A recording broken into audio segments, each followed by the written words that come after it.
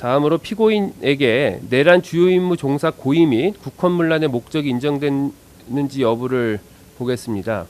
국헌문란의 목적은 범죄 성립을 위하여 고의 외에 요구되는 초과주관적 위법 요소로서 엄격한 증명사항에 속하나 확정적 인식임을 요하지는 아니하며 다만 미필적 인식만 있으면 족합니다. 한편 내란죄는 다수인이 집단을 이루어 국헌문란 행위라는 하나의 내란 행위에 나아가는 것이므로 내란 행위를 포괄적으로 인식, 용인하고 있는 이상 내란 집단의 구성원 각자가 내란을 구성하는 모든 개별적, 구체적 행위, 즉 내란 집단의 행위라고 인정되는 모든 행위에 대하여 이를 구체적으로 인식하거나 관여할 필요는 없고 전체적으로 내란의 각자가 가공하는 의사를 가지고 이에 기여한 바가 있는 이상 내란죄의 죄책을 질 수밖에 없습니다.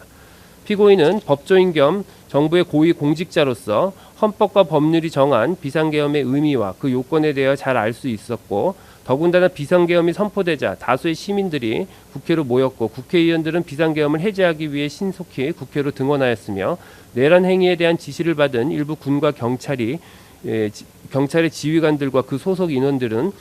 소극적으로 임무를 수행하며 그 지시를 사실상 거부하기도 했던 점에 비추어 볼 때 피고인이 평균적 법감정을 가진 사회 일반인으로서도 윤석열, 김용현 등의 비상계엄 선포 및 그에 따른 후속 행위에 위법적인 요소가 있었음은 충분히 인식할 수 있었다고 보입니다. 피고인은 적어도 20시 36분경 대통령실에 도착한 이후 비상계엄 선포에 대해서 분명히 인식하였고 윤석열로부터 주요기관 봉쇄 계획 및 언론사 단전단수 조치 지시 문건을 받아 그 이행의 지시를 받았으며 위 문건에는 군 내지 경찰이 투입하여 봉쇄할 여러 기관이 기재되어 있었기 때문에 피고인은 해당 기관들에 대한 병력 내지 경찰력 투입을 예상하거나 충분히 예상할 수 있었습니다.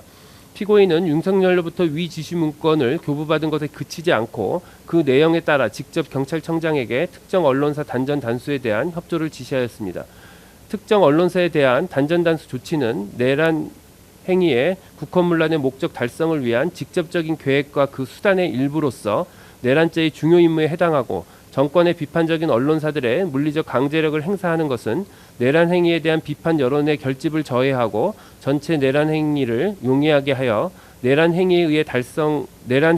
달성한 상태를 공고히 하기 위한 것이었습니다. 더구나 피고인은 허석건과의 통화 직전 조지호와의 통화를 통해 국회 상황을 알 수 있었을 것으로 보이는데 이에 대하여 피고인은 당시 조지호가 대통령과 통화를 하고 이어서 그 지시사항을 하달하느라 피고인과는 제대로 통화하지 못하였다고 주장하나 조지호의 이 법정 및 대통령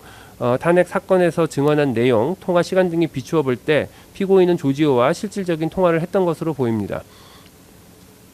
또한 당시 비상계엄 선포 및 포고령 발령, 경찰의 국회 출입 통제 등은 여러 언론에서 톡보로 보도되고 있었던 점, 피고인은 조지호, 허석건과 통화를 하기 전까지 강원도지사, 서울시장 등 다수의 사람들과 여러 차례 통화를 하기도 한 점, 피고인은 정부종합청사에 도착하여 비상계엄이 선포된 상황에 대응하기 위해 긴급 간부회의 주재를 준비하였는데 이를 위해서는 계엄 선포 이후 국회 등의 상황을 파악하는 것이 필요했을 것으로 보이고 실제 간부회의에서도 국회 상황 보고가 있었던 것으로 보이는 점 등을 종합하여 볼 때 허석건과 통화할 당시에는 국회 상황에 대해 전혀 인식하지 못했다는 피고인 및 변호의 주장은 받아들이기 어렵습니다. 단전단수 결과가 발생하지 않았음에도 피고인이 내란죄의 죄책을 지는지 여부를 살피건대 앞서 살펴본 바와 같이 내란 집단이 경찰력을 동원해 국회에 대한 출입을 전면적으로 제한하고 국회 병력을 국회 및 본회의장에 위치한 국회 본관에 투입하여 한 지방에 평원을 해야 할 정도의